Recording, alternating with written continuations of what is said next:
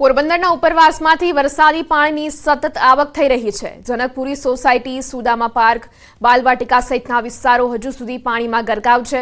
ઉપરવાસમાંથી આગામી 1 થી 1.5 મહિના સુધી પાણીની આવક રહેશે।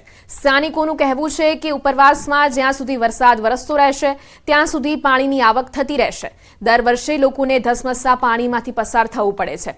વેપાર ધંધા માટે તેમજ બાળકોને સ્કૂલે લેવા મૂકવા માટે પાણીમાંથી પસાર થવું પડે છે।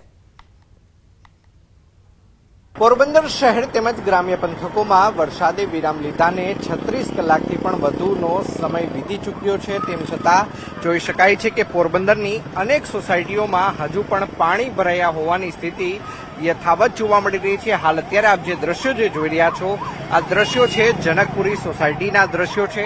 આ જ પ્રકારના દ્રશ્યો સુદામા પાર્કની અંદર જોવા મળી રહ્યા છે। આ જ પ્રકારના દ્રશ્યો છે તે ખાસ કરીને શિવાલિક પાર્કની અંદર પણ જોવા મળી રહ્યા છે। લોકોએ પાણીની અંદરથી પોતાના વાહનો પસાર કરવાની ફરજ છે તે પડી રહી છે। અહીંના સ્થાનિકો પણ આપણી સાથે છે, આપણે તેમની સાથે પણ વાતચીત કરવાનો પ્રયત્ન કરીશું। દાદા, શું કહેશો, આ પ્રકારે જે વરસાદ વરસ્યો છે, આવો વરસાદ અગાઉ ક્યારેય જોયો છે ને અત્યારની સ્થિતિ શું છે? અત્યારની સ્થિતિ ગંભીર છે। આવો વરસાદ કોઈ દી વરસ્યો નથી। ઉનાળાના દિનો પરિસ્થિતિ બહુ ગંભીર છે। આ મહિને બી પાણી વેતિયાણ રહે, આમાં ને વાહન નીકળતા ને કોઈ દૂધ લેવા જઈ શકતા ને કોઈ દણું દરાવવા જઈ શકતા, આમાં કોઈ ભાવ પૂછતું નથી। દર વર્ષે આવી જ પરિસ્થિતિ છે। પાણી ક્યાંનું આવે દાદા, શું કહેશો? આ બધે આ વાડીયું નું આવે, આમાં કોઈ નિકાલ છે નહીં। લોકોએ આમ જ રહેવાનું, આમ જ રહેવાનું। મહિનો દી આ વેતિયાણ દી અહીં પૈસા ચડાવીને જવાનું। ચોક્કસ અન્ય લોકો છે, આપણે તેમની સાથે પણ વાતચીત કરીશું। શું કહેશો, આજુબાજુની કેટલી સોસાયટીમાં આ જ પ્રકારે પાણી હોય છે? વરસાદ રહ્યા બાદ પણ આ પ્રકારની પરિસ્થિતિ? લગભગ મહિનો 1.5 મહિના સુધી આ પાણીનો આ વિસ્તારમાં પાણી ભરેલા રહેશે અને આ ઉપરથી પાણી વાડી વિસ્તારમાંથી આવે છે। 15-16 ગામનું પાણી અહીંયાથી નીકળે છે અને દર વર્ષે આ જ પરિસ્થિતિ છે। 1.5 મહિના સુધી આ જ પરિસ્થિતિ રહેશે।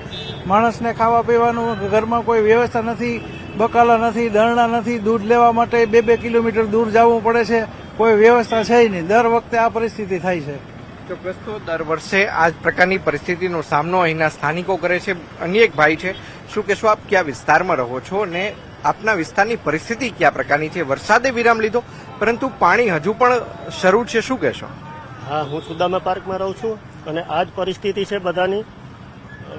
પાણી એટલું બધું આવ્યું છે કે ઘરોમાં પાણી ઘૂસી ગયા છે, માણસને બહુ હાલાકી થાય છે નીકળવામાં। છાસ દૂધ માટે છોકરા બાળકોને સ્કૂલે, અત્યારે તો રજા છે, સ્કૂલે જવા માટે 1 મહિનો 1.5 મહિનો આવી જ પરિસ્થિતિ રહેશે।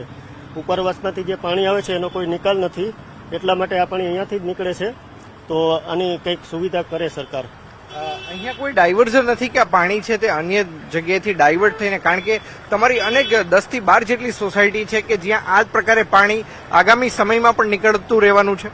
હા હા, આ તો મહિનો દિવસ સુધી આવી રીતે જ ચાલુ રહેશે પાણી, કારણ કે કુવા છે એ અત્યારે છલકાઈ જાય, એના લીધે જે પાણી છે એ બહાર નીકળશે કુવામાંથી અને આ પરિસ્થિતિ તો રોજ રહેશે જ હમણાં। તેમની જે સોસાયટી છે તેની અંદર આગામી 1 થી 1.5 મહિના સુધી આ જ પ્રકારે પાણી છે તે ખાસ કરીને ભરાયેલા રહેશે। તેમને જો પોતાના બાળકોને મૂકવા જવું હોય તો પણ આ જ પાણીમાંથી તેમને પસાર થવું પડશે। તેમને કોઈ જગ્યાએ ચીજ વસ્તુઓ લેવા જવી હોય, પોતાના વેપાર ધંધા રોજગાર અર્થે જવું હોય તો પણ આ જ પ્રકારની પરિસ્થિતિનો સામનો છે તે કરવો પડશે। અન્ય પણ એક વૃદ્ધ આપણી સાથે છે, આપણે તેમની સાથે વાતચીત કરીશું। કાકા, શું કહેશો, જે રીતે 48 કલાકમાં 27 ઇંચ વરસાદ વરસ્યો હતો, આવો વરસાદ ક્યારેય અગાઉ જોયો છે? ના, આવો વરસાદ અટાણે લગભગ 75 વર્ષ પહેલા નથી જોયો। 75 વર્ષ પહેલા પડ્યો હોય તો ભલે, બાકી અત્યારે તો દરેક આ વમળમાં માણસ અટાણે અટવાઈ જાય છે તો નીકળવા માટે બહુ મુશ્કેલ પડે છે।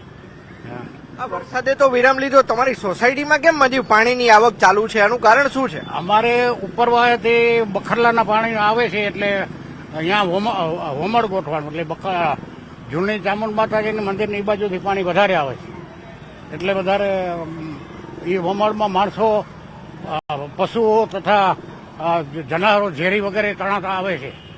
હજી તો સુધી ભગવાનની દયાથી કોઈને બટકું ભર્યું નથી, પણ આ વરસાદથી જેમ આબ ફાટ્યું એવું લાગે છે।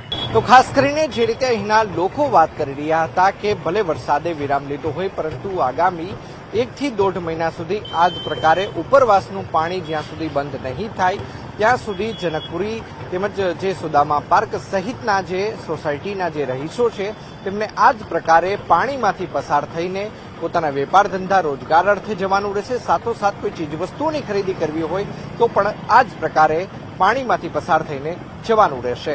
અંકિત પોપટ, ન્યૂઝ 18 ગુજરાતી, પોરબંદર.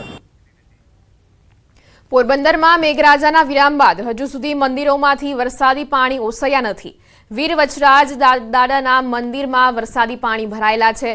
પૂજારી મહેશગીરીએ જણાવ્યું કે 2 દિવસ પૂર્વે લોકોના ઘરમાં પાણી ઘૂસી જતા અહીં આશરો આપવામાં આવ્યો હતો. લોકોને રહેવા તેમજ જમવાની સુવિધા પણ પૂરી પાડવામાં આવી હતી. જ્યાં સુધી ઉપરવાસમાંથી વરસાદી પાણીની આવક થતી રહેશે ત્યાં સુધી મંદિરના પરિસરમાં પાણી ભરાયેલા રહેશે. મંદિર પરિસરમાં 1 થી 1.5 ફૂટ પાણી ભરાતા દર્શનાર્થીઓને હાલાકીનો સામનો કરવો પડી રહ્યો છે. ભક્તો મંદિરની બહારથી દર્શન કરી રહ્યા છે.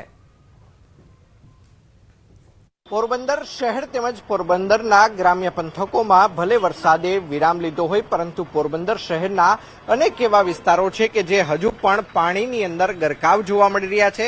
ખાસ કરીને હાલ અત્યારે આપ જે દ્રશ્યો જે જોઈ રહ્યા છો આ દ્રશ્યો છે પોરબંદર શહેરની અંદર આવેલા વચરાજ દાદાના મંદિરના દ્રશ્યો છે કે જ્યાં હજુ પણ મંદિરની અંદર 1 થી 1.5 ફૂટ જેટલું પાણી છે તે મંદિરની અંદર ગરકાવ થયેલું જોવા મળી રહ્યું છે. લોકોએ જો અહીંયા દર્શન કરવા આવ્યા હોય તો કેટલાક લોકો અંદર આવે છે પરંતુ મોટા ભાગના લોકો છે તે બહારથી દર્શન કરે છે. અહીંના પૂજારી આપણી સાથે છે, આપણે તેમની સાથે વાતચીત કરવાનો પ્રયત્ન કરીશું. બાપુ, શું કહેશો, હજુ આ પ્રકારની પરિસ્થિતિ કેટલા દિવસ રહેવાની છે? 12 દિવસ સુધી આમ 10-12 દિવસ સુધી પાણી વાડીઓનું બધું અહીંયા જ આવે પાણી. કોઈ નિકાસ 15 દિવસ આમ રહે પાણી. જે રીતે 48 કલાકમાં 27 ઇંચ જેટલો વરસાદ વરસ્યો ત્યારે ક્યાંની પરિસ્થિતિ હતી, બાપુ શું કહેશો? ત્યાં તો બહુ ભયંકર પરિસ્થિતિ હતી. આટલું પાણી હતું અંદર. આ બાજુ વંડિયું પડી ગઈ, આ બાજુ બધું વેર વિખેર. અમુક અહીંયા પછી આશરો આપ્યો રાતે હુવા હતો. રૂમ ખોલી દીધા, અહીંયા રહ્યો ને અહીંયા બનાવીને ખવડાવી દીધું. હું તેમને આ જગ્યાએ આશરો આપવામાં આવ્યો હોવાનું આ જે મહેશગીરી બાપુ છે તે જણાવી રહ્યા છે. હું કેમેરામેનને પણ વિનંતી કરીશ કે તે આ દ્રશ્યો બતાવવાનો પ્રયત્ન કરે કે જ્યારે લોકોના ઘરની અંદર પાણી ઘૂસી ચૂક્યા હતા ત્યારે આ જ વચરાજ દાદાના મંદિરની અંદર લોકોને આશરો આપવામાં આવ્યો હતો. સાથોસાથ તેમને ભોજનની પણ વ્યવસ્થા અહીંથી જ કરવામાં આવી હતી. અહીંના લોકોનું કહેવું છે કે ભલે વરસાદે વિરામ લીધો હોય પરંતુ ઉપરવાસનું પાણી જ્યાં સુધી બોખીરા વિસ્તારની અંદર આવતું રહેશે ત્યાં સુધી આ જ પ્રકારે મંદિરની અંદર વરસાદી પાણી છે તે ઘૂસેલા જોવા મળશે. અંકિત પોપટ, ન્યૂઝ 18 ગુજરાતી, પોરબંદર. હાલ સમાચારોમાં સમય છે વિરામનો. આપ જોડાયેલા રહો ન્યૂઝ 18 ગુજરાતી સાથે.